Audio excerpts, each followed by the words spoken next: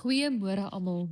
Dit is vandag Maandag 8 Junie en hierdie week gaan ons reis deur die tema van hoop. Die teoloog N.T. Wright skryf die volgende: Christian hope is not wishful thinking. It is confidence that God will do what he has promised. Dit herinner ons daaraan dat Bybelse hoop nie bloot 'n wens is nie. Dit is vertroue in die God wat getrou is. Ek lees graag nou vir ons Psalm 62 vers 6. Net by God vind ek rus, want op hom vertrou ek.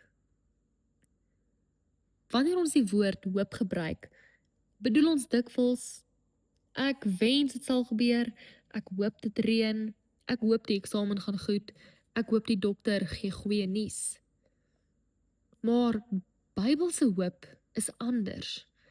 Die psalmskrywer sê sy hoop is nie in sy omstandighede nie, maar in God self. Ons lewe verander gedurig.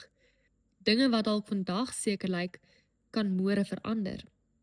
En daarom plaas ons hoop nie in vandag nie. Ons plaas nie ons hoop in ons geld, of ons gesondheid, of ons vermoëns nie. Ons plaas ons hoop in God. Ware hoop begin wanneer ons ontdek dat God dieselfde bly, selfs wanneer alles rondom ons verander. Vra vandag vir jouself, waarop rus my hoop werklik? Kom ons bid saam.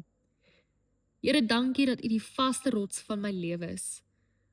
Wanneer dinge onseker voel, help my om my hoop op U te vestig. Here, leer my om U meer te vertrou as my omstandighede. Amen.